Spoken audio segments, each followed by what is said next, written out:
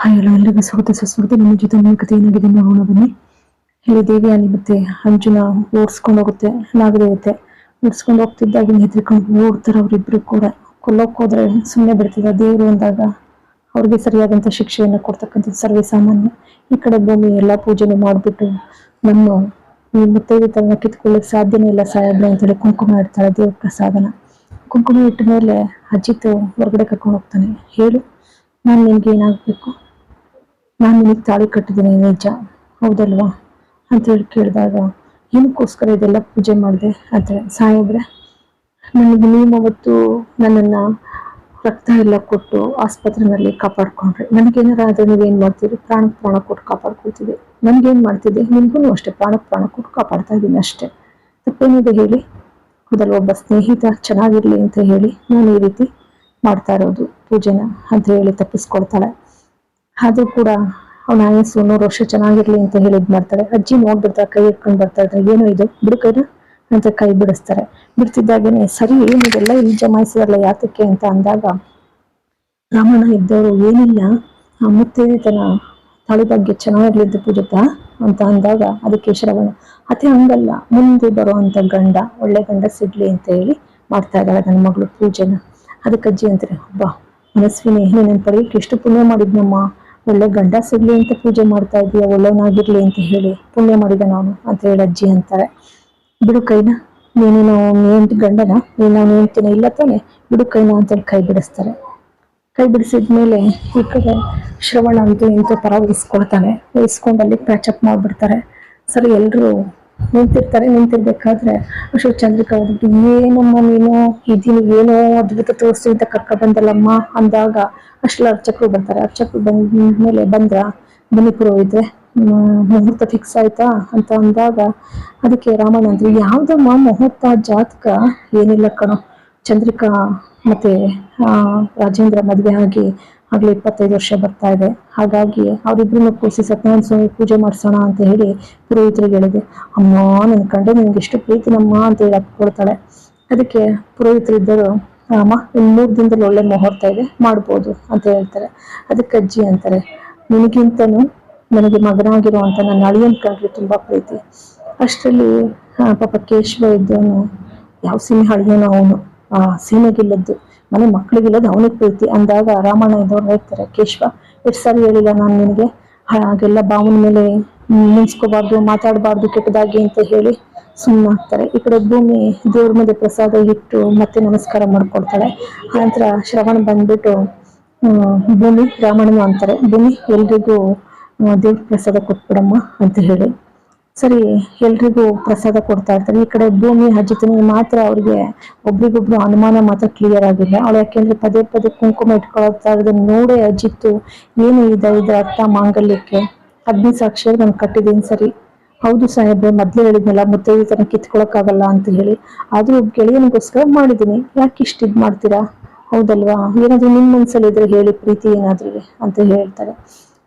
ಅವನು ಅಲ್ಲ, ಈಗಾಗ್ಲೇ ಬಂದಿದ್ದು ಮದ್ವೆ ಮುಗಿದೋಗಿದೆ, ಕರಾರ್ ಪತ್ರ ಎಲ್ಲ, ಹೀಗಿರ್ಬೇಕಾದ್ರೆ ನೀನು ಇನ್ನೂ ಇರುವಂತದ್ದು ಎಷ್ಟು ಮಾತ್ರ ಸರಿ ಅಂತಾರೆ. ಅಂತ ಇದ್ದಾಗೇನೆ ಭೂಮಿ ಮಾತಾಡಕ್ ಹೋಗೋದಿಲ್ಲ ಮುಂದಕ್ಕೆ. ಅವಳ ಮನಸ್ಸಿನಲ್ಲೇ ಅನ್ಕೊಳ್ತಾಳೆ, ಅದ್ರ ಬದಲು ನೀನ್ ಶಾಶ್ವತವಾಗಿರು ಅಂತ ಹೇಳ್ಬಾರ್ದ ಅಂತ ಹೇಳಿ. ಇಬ್ರು ಮನಸ್ಸಿನಲ್ಲೂ ಪ್ರೀತಿ ಇದೆ. ಅದಕ್ಕೆ ಭೂಮಿ ಅಂತಾಳೆ, ನಾನ್ ಸತ್ರು ಪರವಾಗಿಲ್ಲ ಸಾಹೇಬ್ರೆ, ನೀವ್ ಚೆನ್ನಾಗಿರ್ಬೇಕು, ಅವ್ಗೆ ಅನ್ಬೇಡ ಅಂತ ಹೇಳಿ ಬಾಯಿ ಮೇಲೆ ಕೈ ಇಡ್ತಾನೆ. ಇಲ್ಲ ಬಿಡಿ, ನೀವಿರೋವರೆಗೂ ನನಗೆ ಪ್ರಾಣ ಭಯ ಎಲ್ಲಿದೆ ಅಂತ ಹೇಳಿ ಅಂತಾರೆ. ಸರಿ, ರಾಮಣ್ಣವ್ರು ಅಂತಿದ್ದಾಗ ಎಲ್ರಿಗೂ ಪ್ರಸಾದ ಹಂಚ್ತಾ ಇರ್ತಾಳೆ. ಎಲ್ರಿಗೂ ಪ್ರಸಾದ ಹಂಚ್ಕೊಂಡ್ ಬರ್ತಾಳೆ.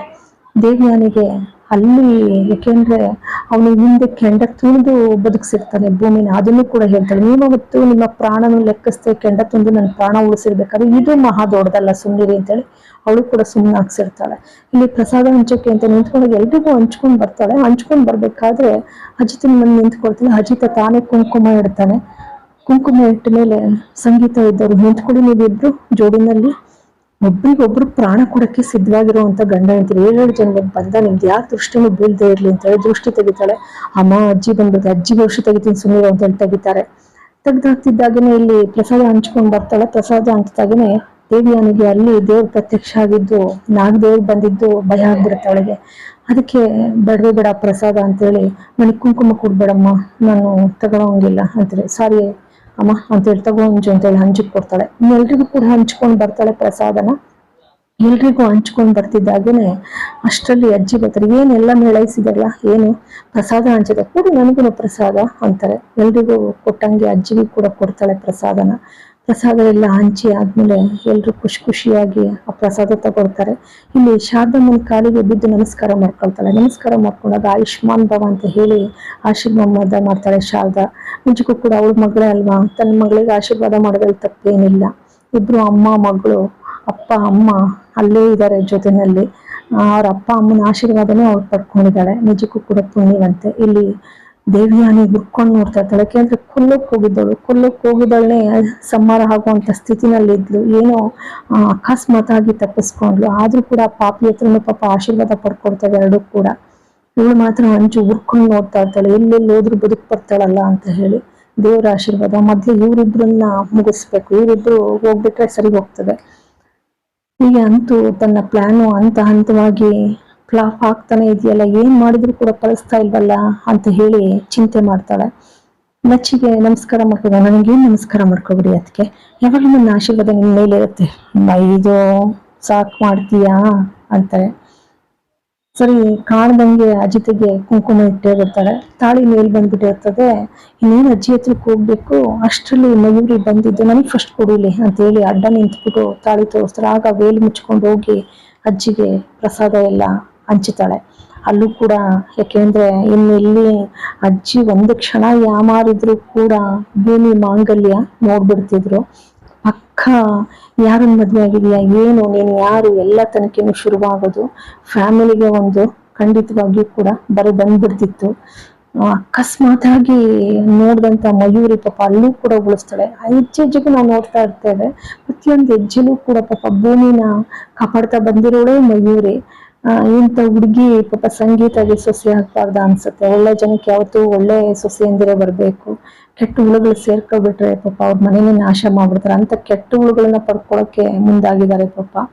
ಇಲ್ಲೆಲ್ಲ ಕೂತಿರ್ತಾರೆ. ಎಲ್ಲ ಕೂತಿರ್ಬೇಕಾದ್ರೆ ಸರಿ ಆಟ ಆಡ್ಲಿಕ್ಕೆ ಅಂತ ಹೇಳಿ ಕೂತ್ಕೊಳ್ಳೋಣ, ನಾವೊಂದು ಆಟ ಆಡ್ಬಿಡೋಣ ಎಲ್ಲ ಸೇರಿ ಅಂತ ಹೇಳ್ತಾರೆ. ಏನ್ ಆಟ ಆಡೋಣ, ಕೇರಂ ಆಡೋಣ ಅಂತೇಳಿ ಎಲ್ಲ ಕೇರಂ ಮಾಡಕ್ ಕೂತ್ಕೊಳ್ತಾರೆ. ಕೇರಂ ಮಾಡಕ್ ಕೂತಾಗ ಸತ್ಯನ ಹೇಳ್ತಾರೆ, ನಂದೊಂದು ಷರತ್ತಿದೆ, ಅದ್ರ ಪ್ರಕಾರ ನಡ್ಕೊಳ್ತೀರಿ ಅಂದ್ರೆ ನಾನು ಆಟನ ಆಡಿ ಅಂತ ಹೇಳಿ ನಾನು ಕೂಡ ಜಾಯಿನ್ ಆಗ್ತೀನಿ, ಎಲ್ರೂ ಮುಂದುವರ್ಸೋಣ. ಅದೇನ್ ಹೇಳಿ ಸತ್ಯನ, ನನಗೆ ಒಪ್ಪಿಗೆ ಇದೆ ಅಂತ ಭೂಮಿ ಅಂತಾಳೆ. ಈ ಆಟದಲ್ಲಿ ಸೋತವರು ಗೆದ್ದವ್ರಿಗೆ ಮುತ್ತನ್ನು ಕೊಡ್ಬೇಕು ಅಂತಾರೆ. ಸರಿ ಭೂಮಿ, ಮನಸ್ವಿನಿ ನೀನು ಅಜಿತ ಪ್ರಾರಂಭಿಸಿ ಅಂತೇಳಿ ಕೂರಿಸ್ತಾರೆ. ಇಬ್ರು ಹಾಡಕ್ ಶುರು ಮಾಡ್ತಾರೆ.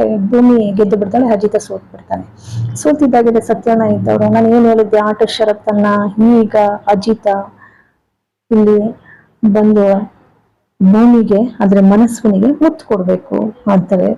ಅಜಿತನಿಗೆ ನಾಚಿಕೆ, ಅಯ್ಯೋ ಏನಪ್ಪ ಮಾಡೋದು ಅಂತೇಳಿ, ಅದೆಲ್ಲ ನಮಗ್ ಗೊತ್ತಿಲ್ಲ, ಕೊಡ್ಲೇಬೇಕು ಅಂತೇಳಿ ಎಲ್ಲ ಕೂಗೋಕ್ ಶುರು ಮಾಡ್ತಾರೆ.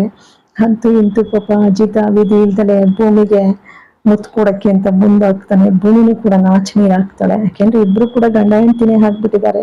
ಭೂಮಿಗೂ ಒಂಥರ ಸಂತೋಷ, ಅವನಿಗಾಗಿ ಇವಳಿಗೋಸ್ಕರ ಅವನು ಅನ್ನೋ ರೀತಿನಲ್ಲಿ ಇದ್ದು ಅನ್ಯೋನ್ಯವಾಗಿರ್ತಕ್ಕಂಥ ದಾಂಪತ್ಯ ಇಬ್ಬರದು ಕೂಡ. ಹಾಗಾಗಿ ಅಜಿತ ಒಂದು ಕ್ಷಣ ಭೂಮಿ ಕಣ್ಣಲ್ಲಿ ಕಣ್ಣಿಡ್ತಾರೆ.